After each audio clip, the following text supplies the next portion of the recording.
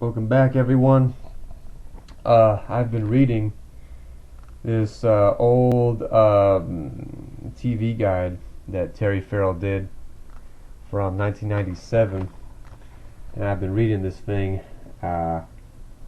article, and I left off at this huge paragraph thing up here, and this is titled, or this part is titled "Marriage of Opposites," and there is a picture from the Dax and Worf wedding. I don't remember what episode or when that was from, but I think the episode was called "You Are Cordially Invited." I don't remember exactly, but one of those, yeah. Alright, so I was reading this and I left off here at the wedding of Deep Space Nine's Worf and Dax, which airs this week, will likely send Martha Stewart into a coma. Worf takes the traditional woman's role, obsessing with all the preparations, reports Terry Farrell, who plays the bride. Dax is like, "Whatever you want, Worf. Baby is fine by me." And then she goes off and gets plastered at her stag party. The co-ed debauchery, complete with an exotic male dancer, climaxes with Dax punching out her meddling mother-in-law-to-be. She notes that fan response to the nuptials has been just about 100% positive, and nobody seems to notice that Worf and Dax are an interracial couple. That says a lot about the Star Trek audience. But just how long will this union last? Although Paramount has yet to confirm that DS9, now in its 6th season, will be returning for a 7th, sources at the studio say it's a sure bet. All of the regulars have re-signed, except for Farrell, who did not like Paramount's financial offer. It's not just about money, she says. That sounds like I'm really ungrateful for this job. And I'm not. I'm still negotiating, but it would be great to try something different. And from the other part, I left off at this page. What is this? An unusually chipper McCoy. DeForest Kelley goes native in 1967's Shore Lease. Oh, Shore Leave. No way, that is...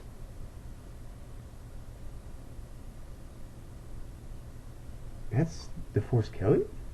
Or McCoy? Man, that's from way back. I don't even recognize that. Oh, sorry about that. Anyway, so the other part, I left off at this page, and the excuse me. And this main article continues as Captain Kirk was a swinging 60s bachelor. That was the point of that show. So it was never going to happen there. And I don't think the TNG characters were ever truly developed enough to get to the level of a marriage, or even heavy dating. But with DS9, which is a much more character-driven series, it just seems like a natural outgrowth. Dax and Worf, and Terry and Michael, hit it off the instant they hit the screen together. It made perfect sense to pair them up and marry them off. And only now is love blossoming on Voyager.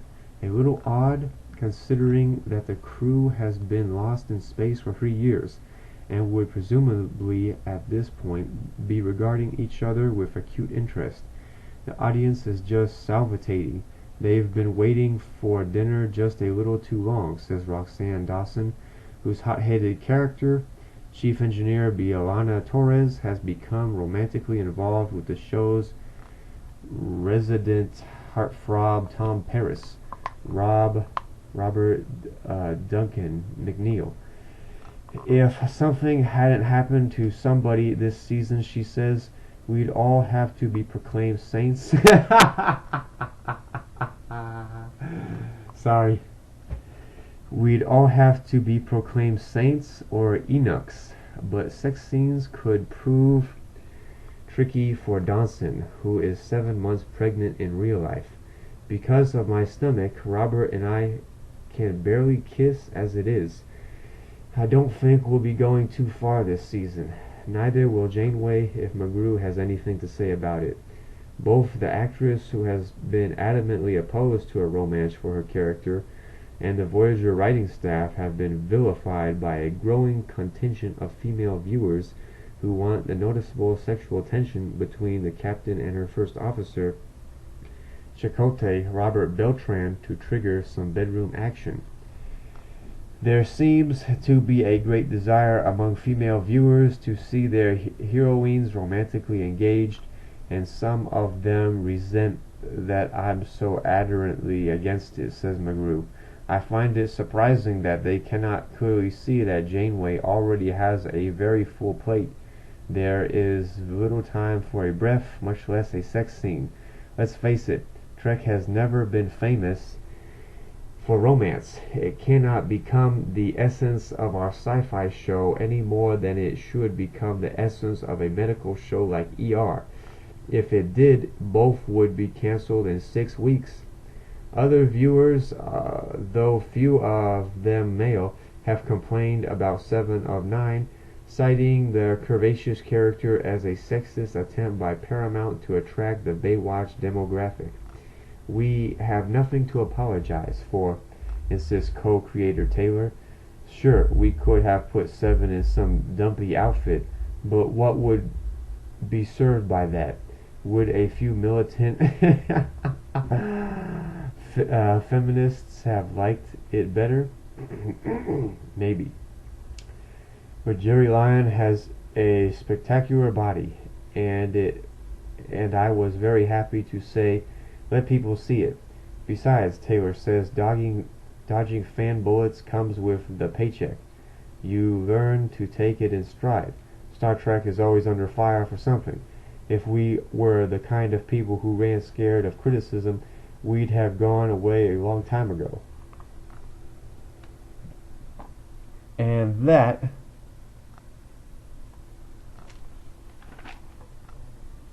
is the end of that article. The rest of this is just,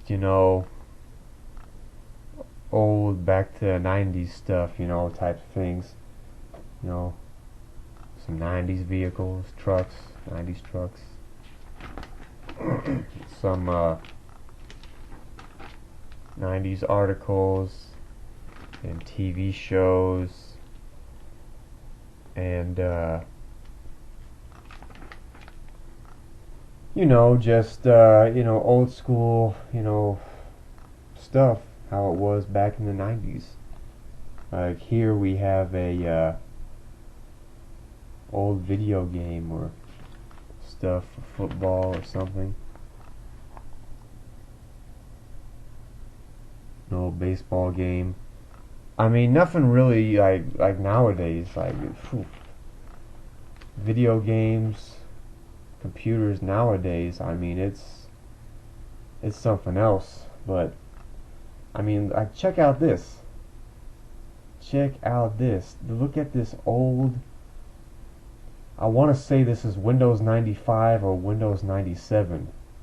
For those of you who don't know what those are or what that is or were, Windows 97, or 95, which is about the time of this TV guide, those were the computers back then. The box, and it was literally that. It was literally like a cardboard box, a square cardboard box.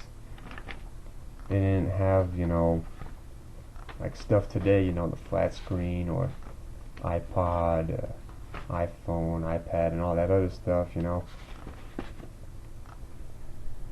Yeah, this is what's playing, people, on November 8th, 1997. 11:30 due south. PSY Factory. It's Saturday Night Live. Yeah. I don't know how many of these channels exist anymore or shows exist anymore, but yeah, man. I think this is kind of cool. Um,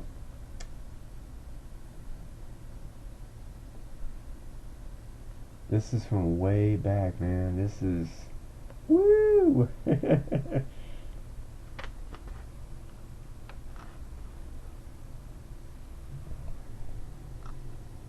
President Clinton's weekly radio address, showing it on CSP. Global Guts Game? The heck? George Bush, The Making of a Leader documentary. That must have been as a governor or something. It's way back. Got some old coupons here for some Stephen King.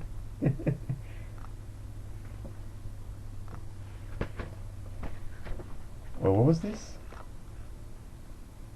The heck? Have you met the most annoying woman in the world?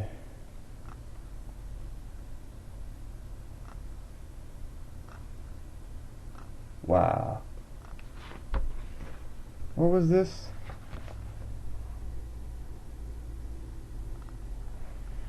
All new season. Poltergeist, The Legacy.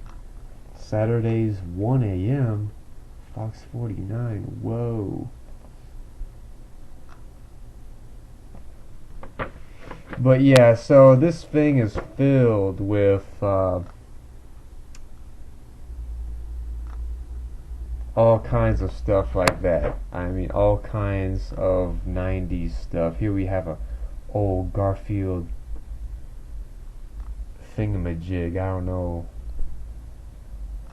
Oh, huh. If you could even order this anymore, but yeah, all kinds of, pretty cool, 90s stuff. And this stuff is just filled with all kinds of other stuff. But anyway, yeah, so that was the end of that article. What is this? Editor's Choice, Star Trek Deep Space Nine. CC TVPG, Thursday, 9 p.m. on Channel 12. In Space, well, I just randomly turned to this too. It's kind of cool. In space, no one can hear you throw rice. Dorn and Farrell. The wedding day of Dax and Worf finally arrives in a decidedly tongue-in-cheek episode. The prospect of a mixed marriage does pose problems for the happy couple. Terry Farrell, Michael Dorn, for example. There's the bizarre Klingon bachelor party, a 6-part rite that encompasses deprivation, blood, pain, sacrifice, anguish, and death. And Dax's future mother-in-law, who wants to kill the bride-to-be, disdainfully tells her, "You'll be an object of pity, never truly one of us." But the course of true love is not easily swayed. There's nothing more romantic than a wedding on DS9 in the springtime, says Bashir, when the neurotones are in bloom, as O'Brien. Huh. Wow. Alright, so why does the government want him so bad?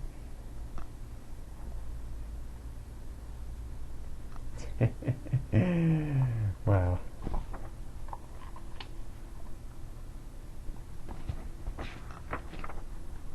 Alright, so that was that. I thought this was some cool stuff. See you out there.